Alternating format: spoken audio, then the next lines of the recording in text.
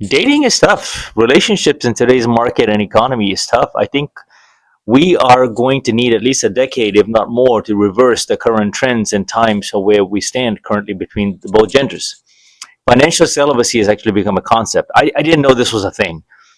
The social media, Instagram TikTok is all buzzing with financial celibacy and men becoming financially celibate. So the counter being that it's not really a movement, but it's a sort of a behavioral aspect of to counter the woman's narrative of that I'm sexual, whatever, like I'm celibate, I'm not going to have sex until marriage, right?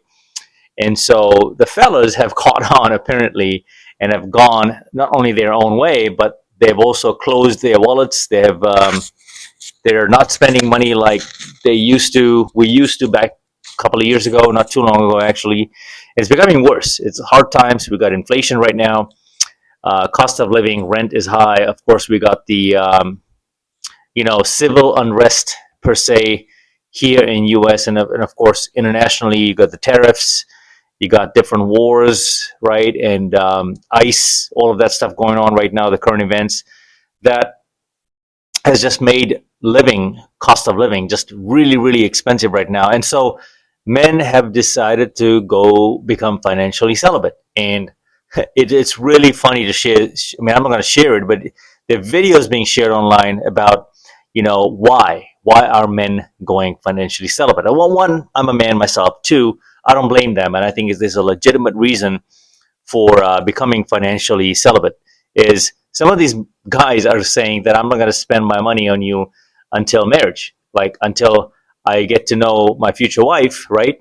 I will then decide to invest in you. But in the meantime, it's short term or nothing. In the meantime, it's a fling or nothing. And the same way, the females are trying to, rake these guys over the coal on first dates, foodie dates, expensive dates, no to coffee dates, no to cheesecake factory dates, right? There's a meme on the internet as well, right? That's floating around on places where a woman will absolutely not go on a first date, and Cheesecake Factory is right up there. I still don't understand what the fuss is about Cheesecake Factory. I think it's honestly, I mean, the times we live in right now, but even then, like I've always found Cheesecake Factory to be pretty nice. Like that's pretty good food there, the quality and stuff, and you can rack up a nice tab. So I just don't understand today's modern day demands, right? So men have just had enough. We've just said, you know, if you're going to hold off sex and withhold sex, right, we're going to hold off our resources and until marriage. And so now, things are actually going from bad to worse. Like this is going really, really bad because resources, right? We all need something from each other as much as we don't like to admit it. And men are known for their resources, and women are known for their, purity, if you know what I mean. So, but these days, purity is far few in between when we have the only fools culture and promiscuity as at an all-time high. It's actually celebrated and promoted, and only fools is a segue into that world to monetize the modern day woman. And it's unfortunate that we are here, is because not only do I have family that I know, nieces, right, and future daughters, future wives have all become fallen victim to this monetization culture. But it's not a secret or a surprise because monetizing yourself is the oldest profession in the book, and you know what that is because that still sells today. And everything, and almost every good-looking chick that I know is selling themselves on the internet. Now, not all, most, not all, but most. It doesn't surprise me that when I'm swiping through dating apps or just casually just browsing through these apps, right? Even Instagram, there's a tiny little link tree, and boom, before you know it, you open it up and you're like, $4.99 a month. Like the price of that is literally subscribe to my feet and hand pictures and then some, right? So $4.99, and then you pay more for the experiences or whatnot, and you times that by 50 men, she's making a good living. But not all of them are actually making a good living, right? because as I've done a few videos now, you have crying videos. Women are crying in their cars, or we have all the good men gone. Men are not dating anymore, and let alone chasing relationships is a big headache. The games, the ghosting, the text messaging or lack of. Like if I text you now, you text me the next day. Whereas we clearly know that you all live on your phones like every second, and you saw the text, you saw the DM, but you're just engaging with many other guys. That just means that attention is currency, right? So someone else is you're giving attention to someone else. We get it, we understand, but we're not gonna fork the cash. We're not gonna take you out to lavish dinners. Instead, we're gonna save our money. Now, I myself, yeah, I'm dating casually here and there, but I was in a serious relationship 1 year ago, and I realized the financial freedom of actually breaking free of all of that. It took a while, a good 4 or 5 months, to realize that I had actually extra cash that was adding up. I'm like, whoa, this isn't right. I'm used to spending money. Like I'm used to spending hundreds of dollars on dates, like at least $300-400 weekends every weekend with my girlfriend, right? So taking her on these nice dates and nice lavish experiences in Las Vegas, and I go from that for almost 1 year to almost not doing any of that, which I don't miss, by the way.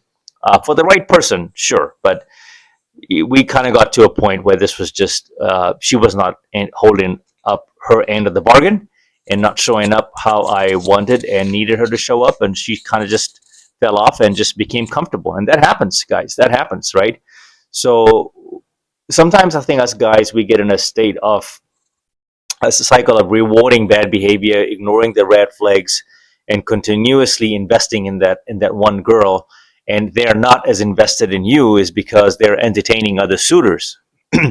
These are men with resources. These are men willing to take them on dates behind your back, despite the fact that she's taken or in a relationship or casually seeing someone.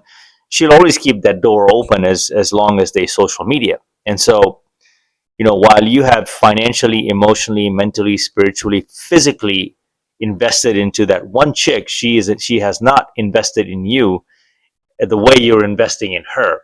And so your rate of return as a man, the dividends, right? You have to know when to cut your losses and walk away. Like this, I mean this in every literal sense. And then once you do, you have to kind of take time out for a season, for a while. It could be 1 year, could be 6 months, it could be 2 years, where you are not dating like that. You're not putting it all on the line like that, and it's so heavily invested because financially it's a big hit, right? You're putting all that money, giving her all that experiences. You got to ask yourself, she doesn't deserve it, man. Like she hasn't done anything special outside of showing up as a pretty girl. You gave her the first date, and as I think it's as a man, I think it's only that I would do that as a first date. If the vibe was cool and we were getting and jiving, I would give her that experience one time. Then after that, I would set the stage on what my expectations are and kind of gauge what her expectations are. But to continuously do that weekend in, weekend out, that's not sustainable, man. And the 1%, that's why they say the 1% men. And when we say the 1% men, we clearly know that we are not all nines and tens. Like men, we can accept our ratings. I'm not a 9 or a 10. I've been told by females and girls that you are a hot, blazing 9, 10. I'm like, okay, cool. Right, I'll take it. But I deep down inside, I'm not too hung up on the scale, is because us men, us brothers, we just accept a hierarchy and we aspire to be like the man up there. Like we want to be like that dude, and we try to learn from that guy and mimic our journey and what made them successful. We follow some of their blueprint. And for example, Kobe Bryant, I am a diehard Mamba mentality, so I take excerpts from his Mamba mentality principle and disciple that I am, and I try to incorporate that into my best version, my lifestyle, and keep volume shooting. Like keep shooting, keep taking your chances every single day, and not every bucket will be a game winner, but you have a game winning opportunity every single day. That's how I kind of look at it. Going back to the financial celibacy piece, is that I've experienced just a great joy in saving money. Like a lot of these experiences that we were enjoying was at my expense. Deep down inside, I was burning like the fire behind.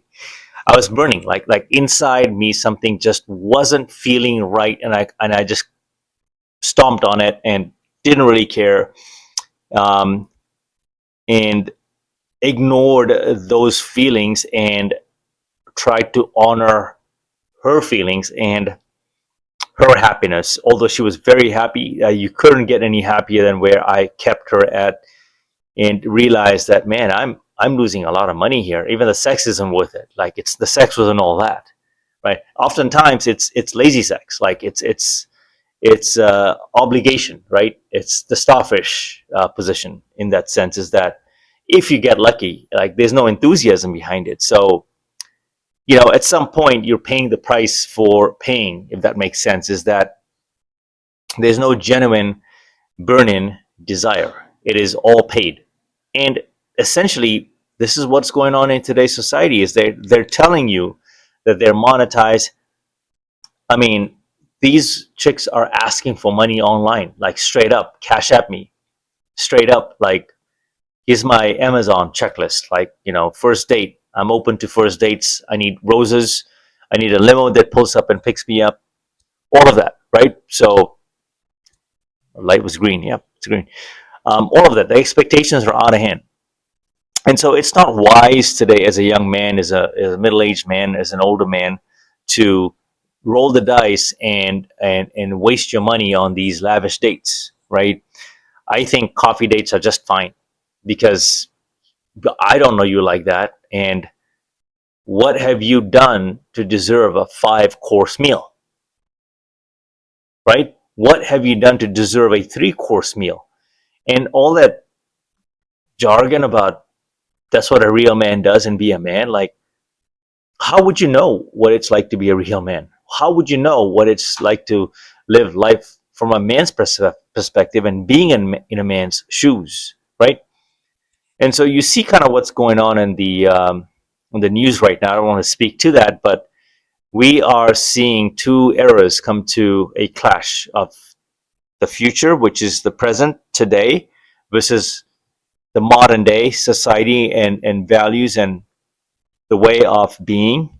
I think when history is ahead of us and our time is behind us, we'll look back on these times and say, how stupid were we as a human species to be so blind and deep into such nonsense that men stop becoming men and women stop becoming women. Like one is not necessarily better than the other. One just does a few things better than the other sex, and the other sex does a few things better than the other sex. And the fact that we are different is what brings us together. Now we're looking at opportunities and angles and gaps and holes where we're just looking for each other to trip up. And now men have come up with this financial celibacy as a workaround in the modern dating field. And the more I think about it, I'm actually one of them. I don't really ask chicks out like that on a lavish date. Like for me, it's kind of like, hey, I'm going to be hanging out at this place. You can meet me there for a drink. That's it. It just flows.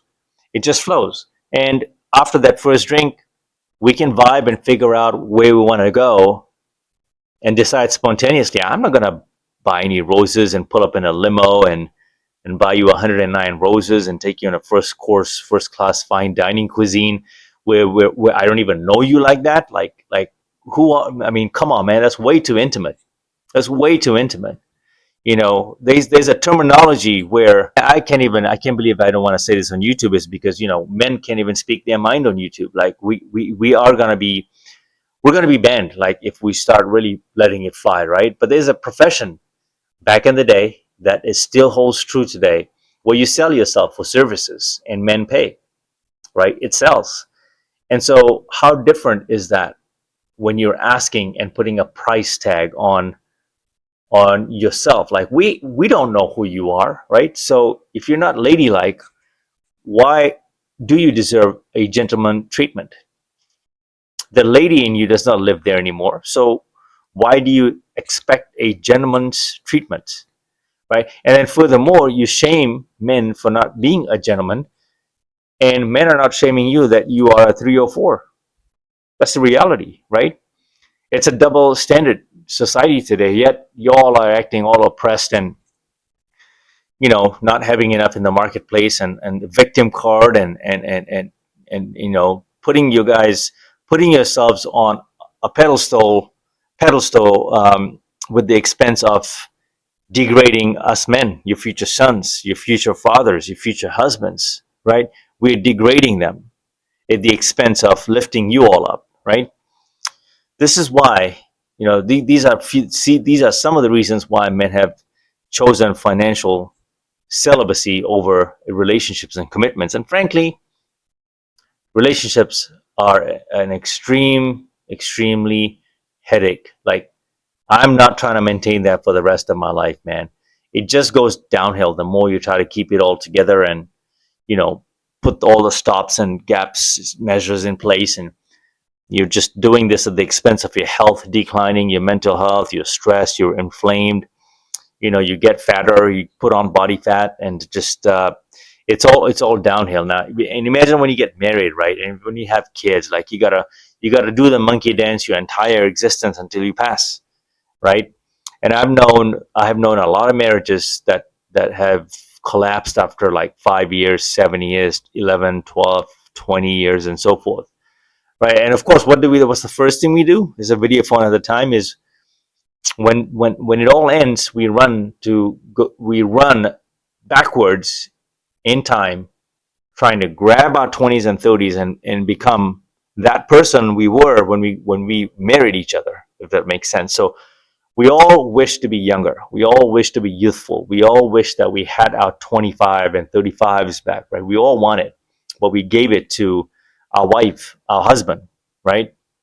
And it's it's really sad to see how people behave coming out of these breakups and divorces, and the first thing they do is they pine for their 20s and 30s, and I think I've just made a really good decision by never marrying, and it's a risk that paid off, because the marketplace is horrible today. You could even give them the ultimate prize, which is marriage, and somehow that still wasn't enough, and they're still in the marketplace trying to find the one, right?